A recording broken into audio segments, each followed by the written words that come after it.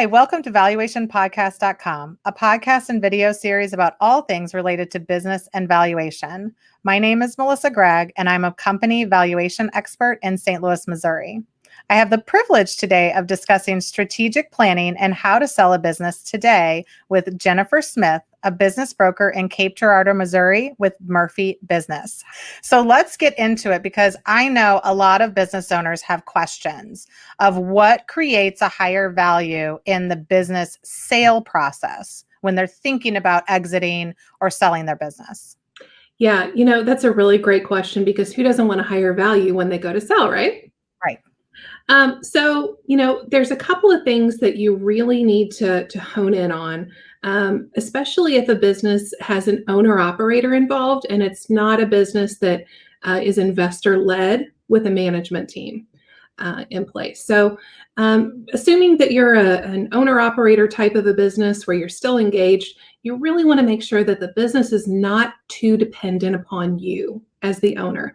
If you're the linchpin, a buyer's going to have a really hard time seeing themselves in your shoes and finding a way to replace you and all of your industry expertise and institutional knowledge.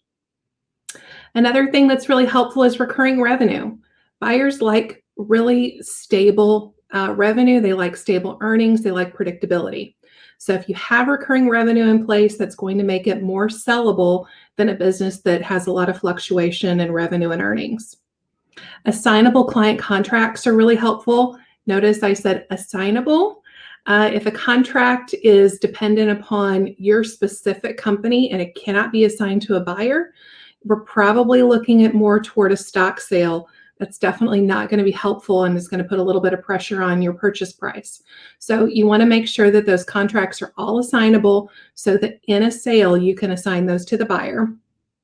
You want to make sure your industry has a good outlook. Sometimes you can't control that, but sometimes you can position a company several years in advance to make sure that you're taking advantage of some of the cutting edge things in your industry and that you're not behind the curve or outdated. And then finally, something that I want to make sure and talk about is there are two types of businesses that I typically deal with. One called Main Street businesses. Those are under, say, call it 3 to 5 million. And then middle market companies that are, call it 5 million to 50 or $100 million. Much, much bigger. In revenue, right? In revenue. Yes. In a Main Street type business, you want to make sure that your earnings are sufficient to service the debt for the buyer and put food on the table, because that's typically going to be an owner-operator type of a business. If it can't do those two things, it's probably not going to sell. Your earnings just aren't high enough. If it's a middle market type of a company or a lower middle market type of a company, you just want to make sure you have a sufficient ROI to attract the buyer base that you're looking for, because you're probably looking at private equity, family offices, things like that, and they really are looking at that return on investment.